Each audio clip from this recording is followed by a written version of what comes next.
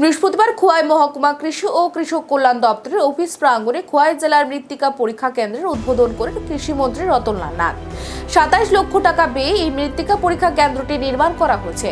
উক্ত অনুষ্ঠানে অন্যান্যদের মধ্যে উপস্থিত ছিলেন খোয়াই জেলা পরিষদের সভাধিপতি জয়দেব দেববর্মা, খোয়াই জেলা পরিষদের সদস্য সুব্রত মজুমদার, কৃষি ও কৃষক কল্যাণ দপ্তরের অধিকর্তা শরদিন্দু দাস, খোয়াই পঞ্চায়েত সমিতির ভাইস চেয়ারম্যান তাপস কান্তি দাস প্রমুখ। মন্ত্রী রতনলাল নাথ বক্তব্য রাখতে গিয়ে বলেন, কৃষকদের উৎপাদন বৃদ্ধি করার ক্ষেত্রে মৃত্তিকা পরীক্ষা কেন্দ্রের গুরুত্ব অপরিসীম। খোয়াই জেলার এই মৃত্তিকা পরীক্ষা কেন্দ্রটি রাজ্যের মধ্যে পঞ্চম মৃত্তিকা পরীক্ষা কেন্দ্র।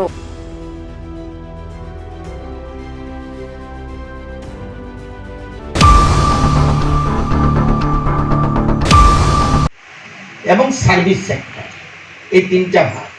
আপনি উন্নয়নের তিনটা সেক্টর। এই যে আমরা বলি জিএসডিপি, আমার রাজ্যের সম্পদ কিভাবে বাড়ে।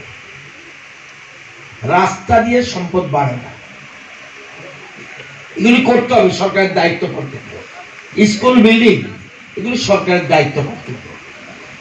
তিনটা সেক্টর মোস্ট ইম্পর্টেন্ট। এক কৃষি, 2 শিল্প, 3 সার্ভিস সেক্টর, হোটেল, বিজনেস, বিভিন্ন সার্ভিস। এই তিনটে বলে টারশারি সেক্টর বলে।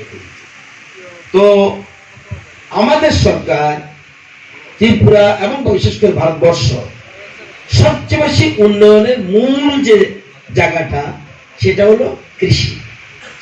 কৃষি হলো উন্নতির মূল ভিত্তি, এটা বলতে পারে।